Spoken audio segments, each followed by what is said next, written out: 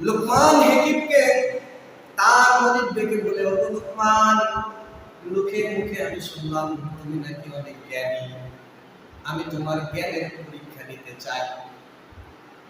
ও লুকমান, লোকের মুখে আমি শুনলাম তুমি নাকি অনেক জ্ঞানী, আমি তোমার জ্ঞানের পরীক্ষা নিতে চাই। এই পৃথিবীর ভিতরে সবচাইতে যে ভালো জিনিসটা আছে, এই ভালো জিনিসটা তুমি আমার কাছে নিয়ে আসো, আমি তোমার জ্ঞানের পরীক্ষা নিতে চাই। এবার লুকমান চলে গেল, ছাগলের পাল থেকে চিন্তা ভাবনা করে একটা ছাগল জবাই করে ছাগলের যে জিহ্বাটা আছে এই জিহ্বাটা কেটে লুকমান হাকিম তার মনিবের হাতে দিয়ে বলল, ওগো আমার মনিব, এই যে নেন পৃথিবীর সবচেয়ে ভালো জিনিস। এবার মনিব তাকে ডেকে বলল, তুমি এবার আমাকে পৃথিবীর সবচেয়ে খারাপ যে বস্তুটা আছে, সবচেয়ে খারাপ যে জিনিসটা আছে সেই জিনিসটা তুমি আমাকে নিয়ে এসে দাও।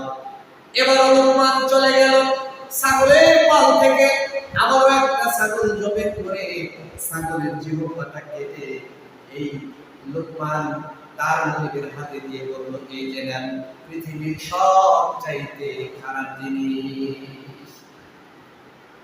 মনিব ডেকে বলল, লুকমান, আমি তো তোমাকে ভালো মনে করেছিলাম, জ্ঞানী মনে করেছিলাম, লোকের কাছে তোমার জ্ঞান ছড়িয়ে পড়েছিল, আমি তোমার কাছে ভালো জিনিস চাইলাম, তবুও তুমি আমাকে একটা জিহ্বা এনে দিলা।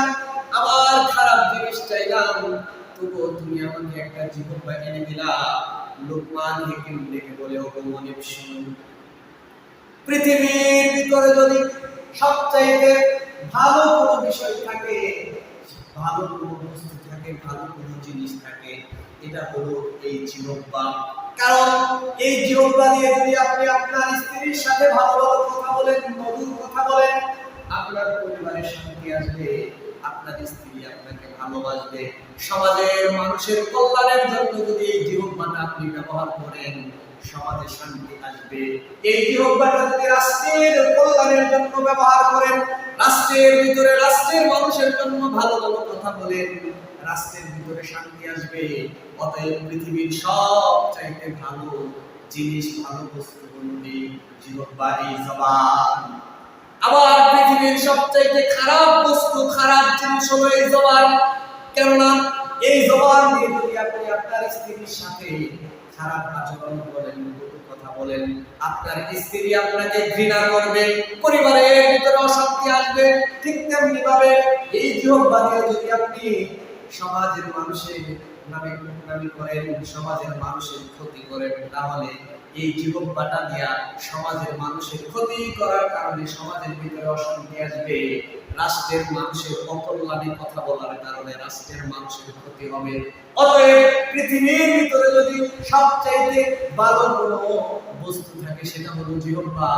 আবার পৃথিবীর ভিতরে যদি কোনো সবচাইতে খারাপ বস্তু থাকে সেটা হলো জিহ্বা।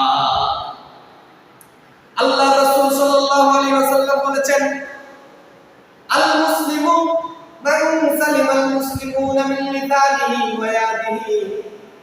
খাঁটি মুসলমান, প্রকৃত মুসলমান ওই ব্যক্তি যাহার হাত এবং জবান হইতে অপর মুসলমান নিরাপদ থাকে।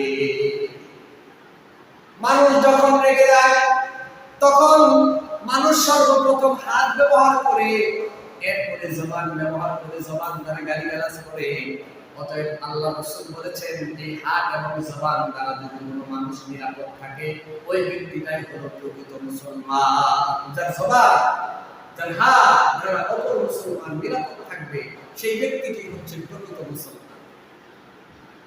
সম্মানিত হাজিরিন, শরীর আঘাত, শরীর ক্ষত একদিন শুকিয়ে যায়, ভালো হয়ে যায়, কিন্তু আপনি যদি জবান দ্বারা কাউকে আঘাত করেন, কিয়ামত পর্যন্ত এই আঘাতের ক্ষত মুছে যাবে না। অতএব আপনার জবানটা এটা ভালোভাবে দেখে শুনে, বুঝে শুনে ভালোভাবে কথা বলতে হবে, ভালোভাবে এই জবানটা খাটাইতে হবে। এই জবানটা যেন খারাপ কাজে ব্যয় না করেন, কটু কথার মাধ্যমে, আরেকজনের ক্ষতি করার মাধ্যমে যদি এই জবানটা আমাদের ব্যয় না হয়, তাহলে আমরা প্রকৃত মুসলমান হতে পারবো না। অতএব পৃথিবীর ভিতরে সবচেয়ে ভালো জিনিস লুকমান হাকিম বলেছে জবান। এই জবানটাকে আমাদের রাষ্ট্রের মানুষের কল্যাণের জন্য ব্যবহার করতে হবে, সমাজের মানুষের ভালোর জন্য এই জবানকে আমাদের ব্যবহার করতে হবে। সম্মানিত হাজির।